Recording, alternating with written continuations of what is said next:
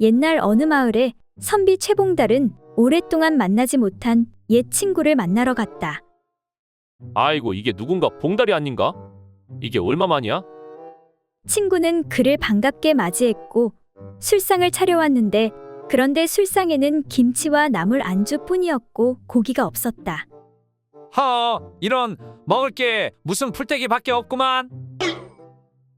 평소 농담을 좋아하는 봉달이 웃으며 말했다.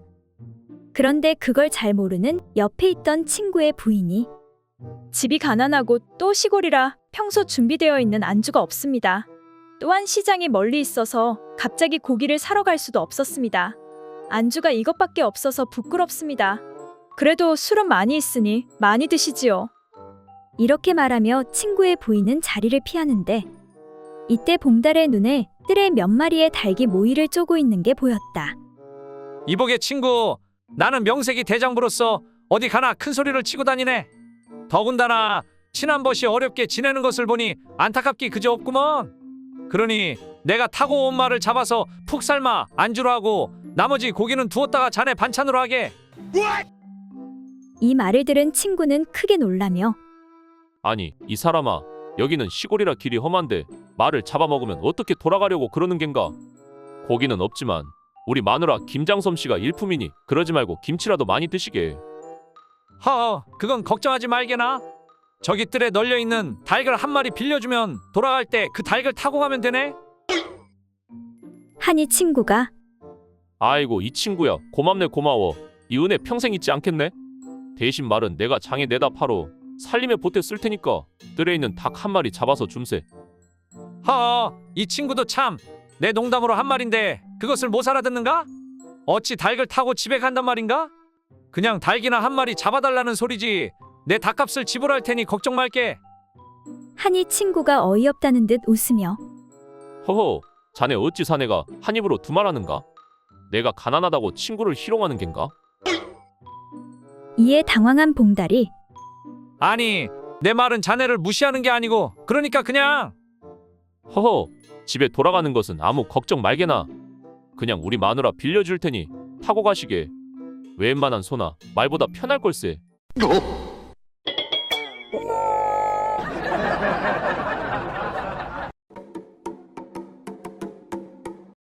옛날 아주 더운 어느 여름날 옷을 벗고 낮잠을 자고 있는 아버지의 그것을 딸아이가 보고 말았다.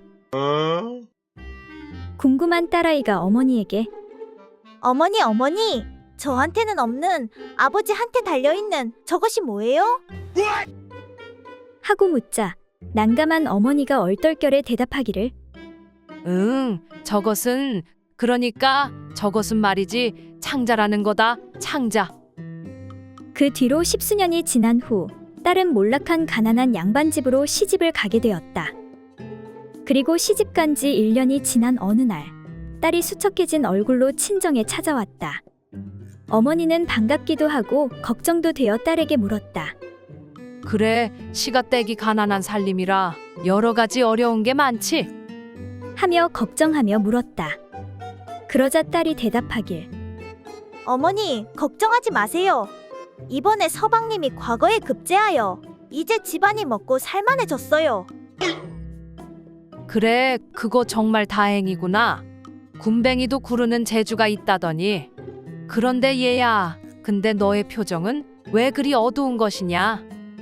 하고 어머니가 물으니 딸이 한숨을 쉬며 대답하길 집구석이 먹고 살만해지면 뭐 하겠어요? 서방님의 창자가 하도 시원찮아서 행복하지가 않아요.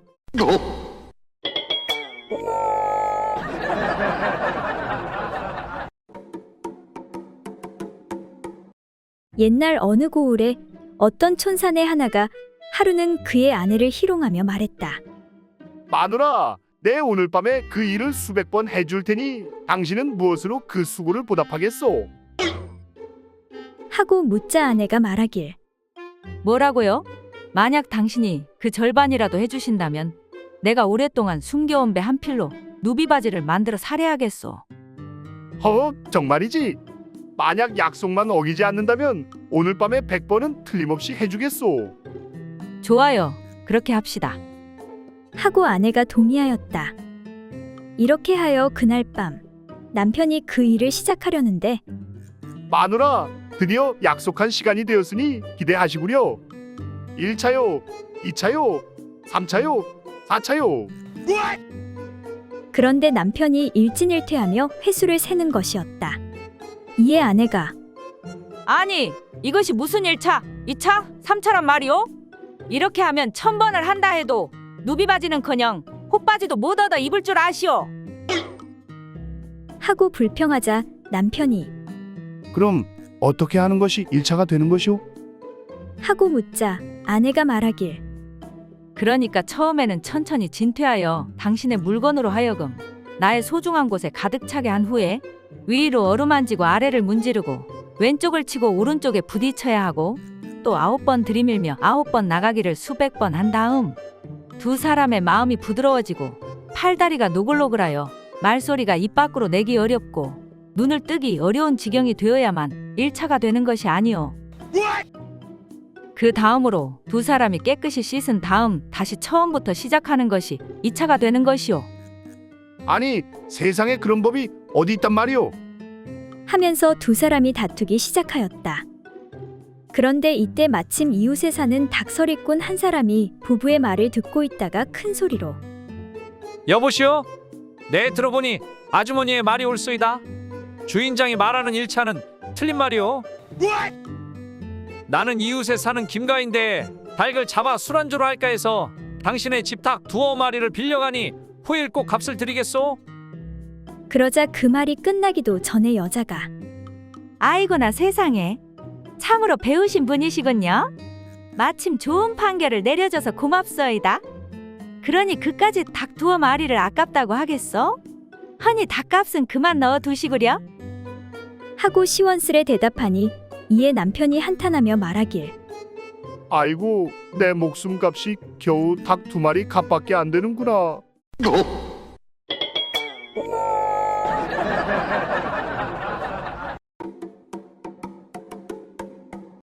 옛날 어느 고을에 결혼한 지 얼마 안 된 부부종이 있었다.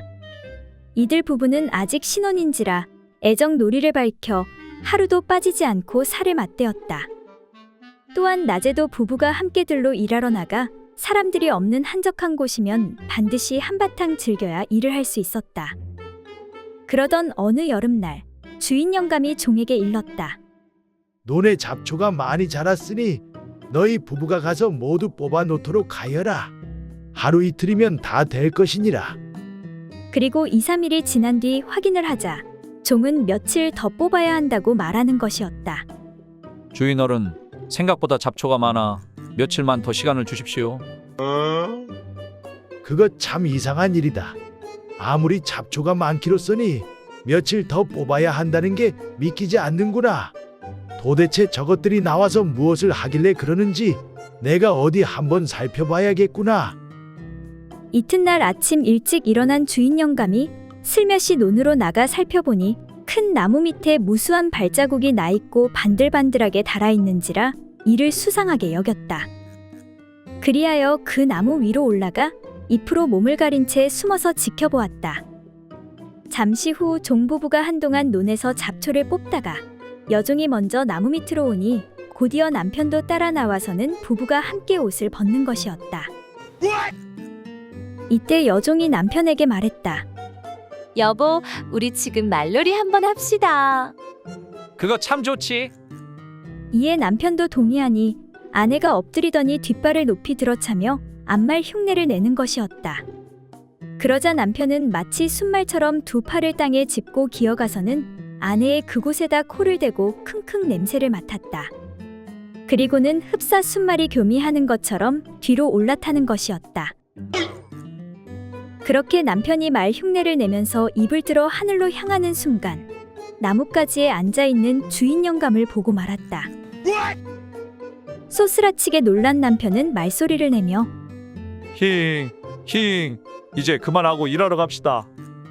여종은 무슨 까닭인지 몰라 발을 구르며 힝, 한창 재미있어지려는데 무슨 말을 하는 거예요? 남편이 다시 말 울음소리를 내면서 말했다. 힝, 나무 위를 보구려. 거기 누가 있는지 보구려. 이에 여종이 나무 위를 쳐다보자 주인 영감이 각 나는 까마귀니 신경 쓰지 말고 하던 일 계속 하시오.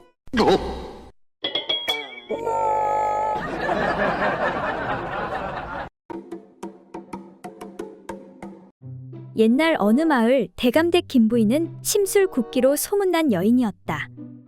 그날도 집에서 약간 모자란 머슴인 석두나 데리고 놀려볼까 하고 부르는데 석두야, 야 이놈아, 이리 좀 와보거라. 네, 주인마님 부르셨습니까요? 내 나이가 올해 몇이더냐? 네, 18입니다요. 그래, 그럼 여자 저고리는 좀 풀어봤느냐? 아니, 뭐라고요? 여자 저고리를 왜 푸나요? 자기 저고리는 자기가 풀어야지요. 허, 이런 미련한 놈 같으니라고. 사내 놈이 진정한 인생의 재미를 모르는구나. 그래, 그럼 혹시 내 놈 가랑이 사이에 달려있는 그것은 얼마만 하냐? 아, 그것이요? 뭐 대충 밭에서 본 구렁이랑 비슷한 것 같은데요? 무엇이라, 구렁이? 내 이놈, 구렁이가 뭔지 알긴 아느냐? 좋다, 그렇다면 이따 밤에 내 방으로 찾아오거라. 내 그 말이 거짓인지 아닌지 확인해 보겠다. 만약 거짓이라면 나를 희롱한 죄로 곤장 맞을 각오를 해야 할 것이다. 제가 왜 마님한테 거짓을 말하겠습니까? 분명 밭에서 본 구렁이랑 똑같이 생겼습니다요. 구렁이 틀림없지, 미꾸라지가 아니고. 그런데 마님, 그걸 왜 확인하려고 하십니까? 그것은 그냥 오줌 눌 때나 쓰는 것인데. 아니다, 또 쓸 곳이 있단다. 내 그걸 오늘 밤 너에게 자세히 알려줄 테니 두고두고 은혜를 갚도록 하여라. 이에 석두는 잠시 생각을 하더니 아, 마님, 무슨 말씀인지 알겠습니다요. 내 이놈, 방금 전까지는 모른다 하지 않았느냐? 생각해보니까 저는 오줌 눌 때나 쓰는데 대감마님께서는 오줌 눌 때도 쓰시고 순자랑 덕자 말자가 말 안 들을 때마다 방에 불러서 혼내줄 때도 그걸 쓰시더라고요. 기집애들이 어찌나 혼나던지 막 울고불고 살려달라고 난리더라고요. 무엇이라고? 내 이놈, 석두! 어서 곤장 맞을 준비하거라. 이놈이 어디서 거짓말을 해? 마님, 정말입니다요. 본대로 말한 것뿐입니다. 살려주십시오. 이놈아, 대감의 그 바싹 말은 무말랭이에 누가 울고불고 한단 말이냐?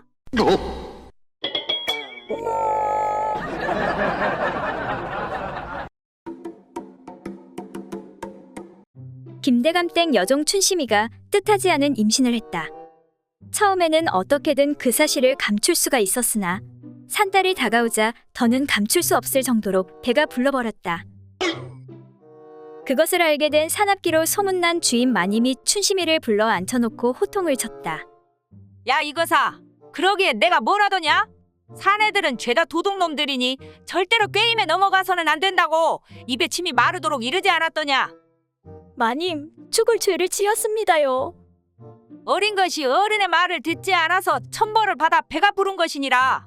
더 이상 꼴도 보기 싫으니 지금 당장 이 집에서 나가거라.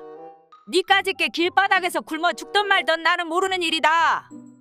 하지만 마님, 춘심이는 울먹이며 억울하다는 듯 말을 이었다. 제 아무리 못난 종년이기로써니 아기를 베는 게 그처럼 잘못된 일인가요? 마님께서도 작년에 아기를 낳지 않으셨나요? 그 말을 들은 마님이 당당하게 대꾸했다. 난 너와 다르다. 내가 뵌 건 대감님의 아기였으니까. 그러자 춘심이는 울음을 딱 그치며 소리치는 것이었다. 사실은 저도 그래요.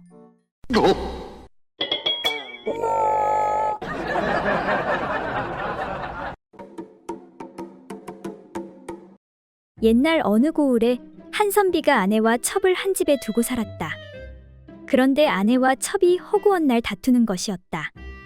어째서 날마다 싸움만 하고 집안을 이렇게 어지럽게 하는 것이오. 아직 살 날이 많이 남았으니 제발 사이좋게 좀 지내시오. 하루는 선비가 밖에 외출했다가 돌아오니 마침 또 아내와 첩이 심하게 다투고 있는 것이었다. 이 모습을 본 선비는 큰 소리로 화를 내며 아니, 내가 그렇게 싸우지 말라고 타일렀건만 이게 무슨 짓들이오? 하고는 첩의 머리채를 움켜잡고서 내 이런 여자는 당장에 때려 죽여야 하겠소. 하고는 첩을 방 안으로 끌고 들어가는 것이었다.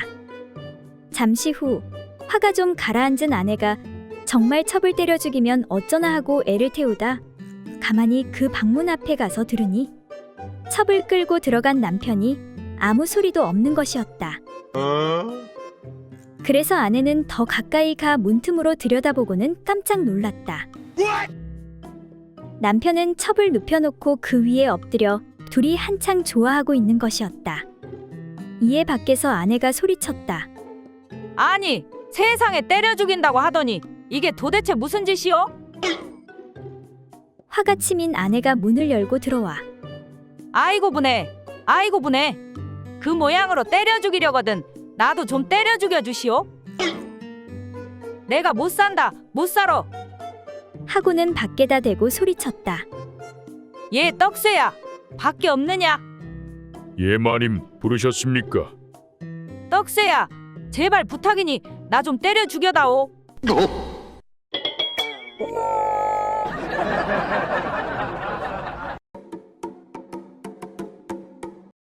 옛날 어느 고을에 어떤 사내가 무료함을 달래기 위해 이웃 동네에 사는 옛 친구의 집을 찾아가게 되었다. 그런데 마침 친구가 외출을 했는지 집에 없는 것이었다. 이에 사내는 마당에서 혼자 놀고 있는 친구의 어린 딸에게 물었다. 얘야, 내 아버지는 어딜 갔느냐? 몰라요. 일어나 보니 안 계셨어요. 그래, 그나저나 너 말고 집에 다른 사람은 없느냐? 하니 친구의 아들 녀석이 나오는 것이었다. 그래, 내 아버지는 어디에 갔느냐?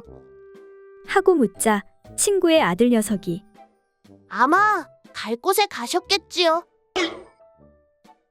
뭐라고? 그게 무슨 소리냐? 아이의 당돌한 말에 괘씸한 생각이 든 사내가 꾸짖으며 다시 물었다. 이 녀석아, 너는 나이도 먹은 녀석이 어른에게 그게 무슨 말버릇이냐? 그래, 너는 나이가 몇 살이나 되었느냐? 건넌 마을 길동이 농가 동갑입니다. 그러냐? 그럼 그 길동이 나이는 몇이냐? 제 나이와 동갑이지요. 라고 답하니 사내는 더 이상 참을 수가 없어 목청을 돋우며 말했다. 이런 고얀 놈, 어른이 말씀하시는데 무슨 말대답이 계속 그 모양이냐? 내 당장에 내 녀석의 불알을 떼서 까먹어 버릴 것이다. 사내의 엄포에 놀란 아이가 되받으며 말했다. 아니, 어찌 다 큰 아이의 불알을 까먹을 수가 있단 말입니까? 못 까먹을 건 또 뭐란 말이냐? 그러자 아이가 다시 말하길. 어쩐지 꽤 많이 까잡수신 모양이네요. 보아니, 턱에 그렇게 털럭이 많이 붙어 있는 걸 보니. 뭐라고? 그래, 이놈아, 내놓은 것은 특별히 털을 다 뽑은 다음 톡 깨어서 기름을 발라 부쳐 먹을 것이다. 하니 옆에서 듣고 있던 딸아이가 아저씨, 저는 삶아 먹는 게 더 좋아요.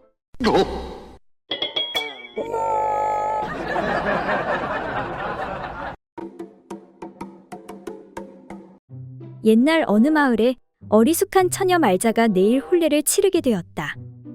바로 같은 대감댁종으로 살고 있는 떡새와 백년가약을 맺은 것이었다. 말자는 행복했지만 지금까지 남자 손 한 번 못 잡아봐서 모든 게 낯설고 두려웠다. 그래서 어려서부터 친자매처럼 지냈던 춘자에게 이런저런 조언들을 듣기로 하였다. 그러니까 이제 마지막으로 가장 중요한 것을 이야기하자면 남자는 말이지 자고로 그게 없으면 남자가 아닌 것이야. 바로 양다리 사이에 솔방울이 2개 있어야 해. 딸랑딸랑 솔방울 말이야. 그리고 중간에 튼튼한 가지가 하나 있어야 돼. 그게 시들시들하면 영 남자고시를 못한다니까. 잘 기억해야 돼. 솔방울 2개의 가지 하나야. 솔방울 2개의 가지 하나. 춘자의 조언을 가슴에 새겨들은 말자는 드디어 첫날 밤을 치르게 되었다. 그리고 다음 날 말자는 이른 아침부터 춘자를 찾아가는데 성님, 큰일 났어라. 큰일. 아니 글쎄, 우리 서방님이 남자가 아닌가 보. 아니 그게 무슨 소리야? 딱 봐도 건장하고 힘 좋은 사내잖아. 성님이 기억하라고 말한 거 있잖소. 솔방울 2개, 가지 하나. 그래, 그랬었지. 어제 첫날 밤을 치렀는데 부끄러워 눈을 감으려고 하다가 성님 말이 생각나 일이 끝날 때까지 두 눈 번쩍 뜨고 지켜봤어라. 아, 근데 우리 서방님 다리 사이에 솔방울 2개랑 대추 1개가 있지 못이요. 그러더니 좀 있다가 솔방울 2개에 무한개가 되더니 또 좀 있다가 다시 솔방울 2개에 대추 1개가 돼버렸소. 성님, 우리 서방이 무슨 큰 병이 있는 것 같은데 어찌하면 좋겠소? 이에 춘자가 웃으며 걱정 붙들어매. 내가 말을 안 했는데 원래 커졌다 작아졌다 하는 거야. 그나저나 가지가 아니라 무우라니 부럽다 부러워 동생. 이에 말자가 걱정스런 얼굴로 다시 말하는데 성님, 그게 다가 아니어라. 아, 글씨 나한테다 오줌까지 싸버렸소.